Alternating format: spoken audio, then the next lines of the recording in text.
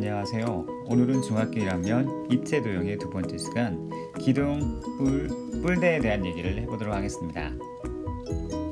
먼저 기둥에 관해서 입체도형에서 얘기를 해보자면은 기둥은요 밑면이 합동이고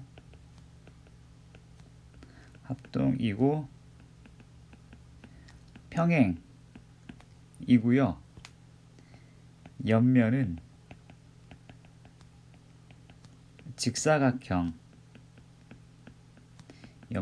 직사각형인 요렇게 생긴 입체 도형을 기둥이라고 얘기합니다. 뭐 밑면이 합동이라는 거는 밑면이 두 개라는 걸 의미하는데요. 예를 들어서 이렇게 윗면이 사각형이고 옆면이 이렇게 직사각형으로 이렇게 이루어져 있으며 여기 우리가 이제 보통 위에 면 여기는 아래 면 그러는데 여기가 이렇게 둘이 평행이고 합동이면서 옆면이 직사각형이면 저희가 기둥이라고 부릅니다. 그리고 밑면의 모양을 따라서 밑면의 모양이 사각형이면 우리는 이거를 사각 기둥이라고 부릅니다. 만약에 밑면이 이렇게 약간이 한다. 이렇게 삼각형을 이루고 있으면 삼각기둥이라고 부르죠. 그러니까 여기가 위에 있는 삼각형하고 아래에 있는 삼각형이 합동이에요. 평행이고요. 그러면은 밑에 있는 모양을 따라서 우리는 이거를 삼각기둥이라고 부릅니다. 그러면은 우리가 여기에서 부피를 구할 거예요. 부피를 구하는 방법은요. 무조건 밑넓이 곱하기 높이입니다. 그리고 여기서 높이는 두 밑면의 거리를 지칭하겠죠. 따라서 여기서부터 여기까지 해당하는 이 길이가 높이가 되겠습니다. 그리고 건널비는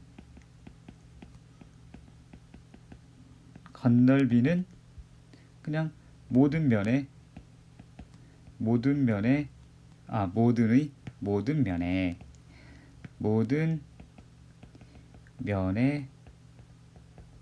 넓이를 구해가지고 다 더하면 되겠습니다.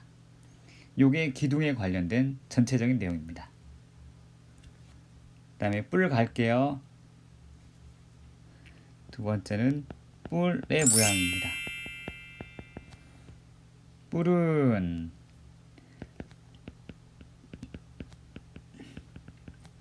밑면이 한 개이고 옆면이 이등변 삼각형으로 이루어져 있으면 우리가 이 모형을 뿔이라고 부릅니다. 이렇게 생긴 입체도형.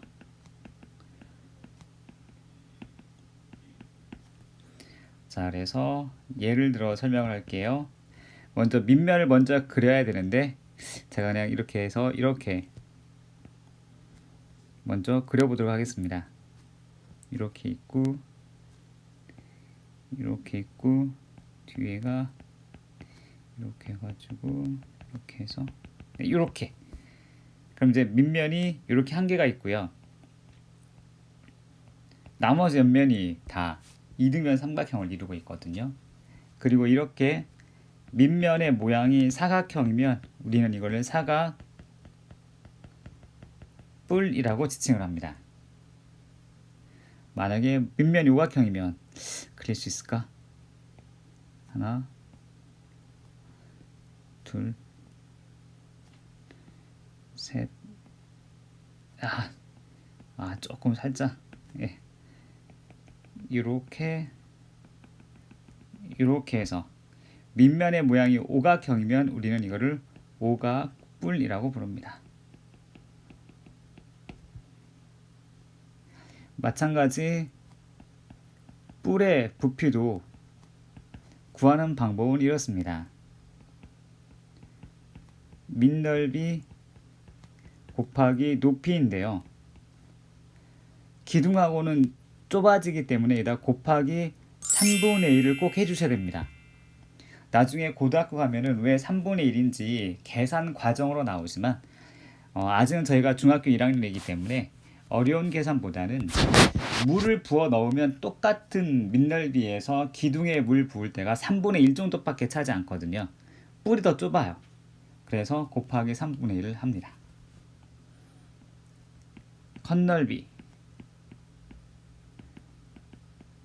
컷넓이는 말 그대로 모든 면의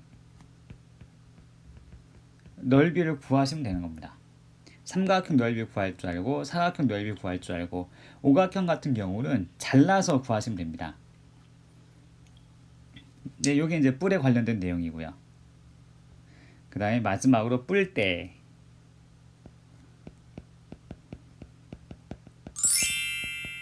뿔대는요,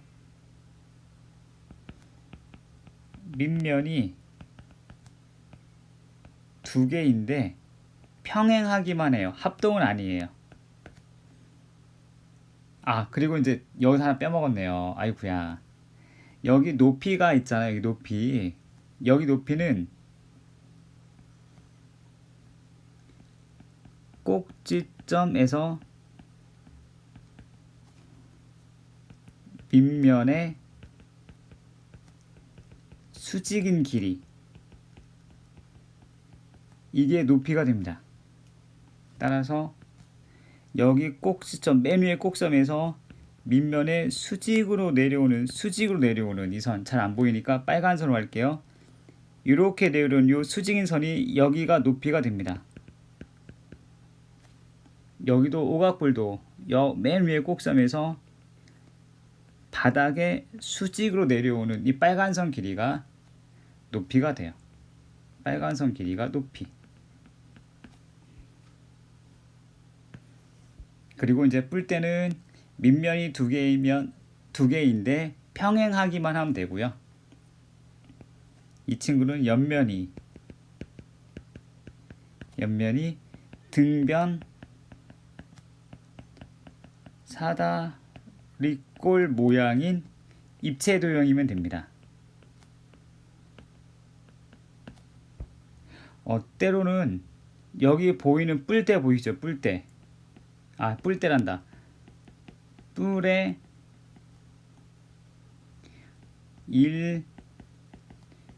일부분을 잘라낸 것, 이렇게 보셔도 상관없습니다. 왜냐하면 여기 사각 뿔대를 기준으로 얘기할게요. 예를 들어서 이렇게 사각뿔이 있었습니다. 사각뿔이 이렇게 있었는데요. 자, 이렇게 여기까지 이렇게 사각뿔이 이렇게 있었습니다. 사각뿔이 이렇게. 그런데 여기를 칼로 밑면이 평하게 싹 잘라냅니다. 자르기. 그러면 이런 모양이 나타나겠죠. 위의 면은 약간 작은 사각형이 되는데 밑에는 큰 사각형 모양이 그대로 남겠죠. 이런 모양으로 그대로 남을 겁니다. 이렇게 생긴 도형이 바로 사각 뿔대라고 지칭을 하죠. 물론 비스듬히 자를 수도 있어요. 근데 비스듬히 자르는 거는 저희가 배우지 않고요.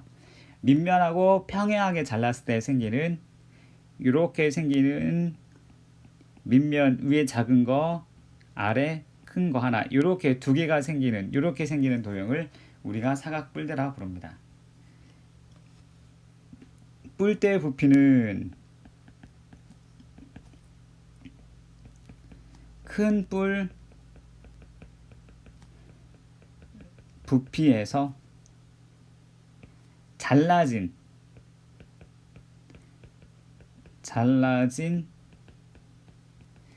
작은 뿔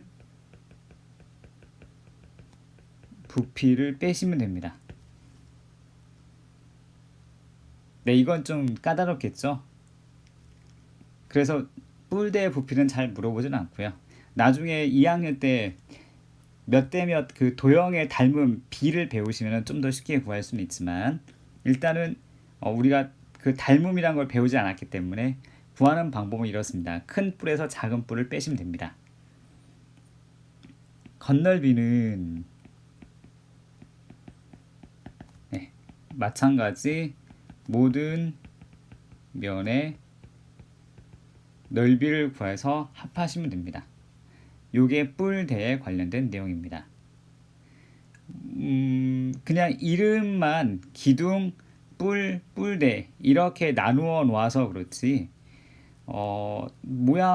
그 그림을 보고 혹은 입체 도형을 보고서 아 이건 기둥이구나, 이건 뿔이구나, 이건 뿔대구나 라고 말하기는 굉장히 편하실 겁니다. 아마 중요한 내용은 이 부분일 거예요. 기둥의 부피를 구하는 방법, 뿔의 부피를 구하는 방법은 잘 기억하고 계셔야 되고 뿔의 부피를 구할 때에 3분의 1을 곱해준다는 것, 왜냐하면 좁아지기 때문에 물이 더 적게 들어가기 때문에 라고 이해하시면 더 좋겠습니다. 뿔대는 이렇게 생겼습니다.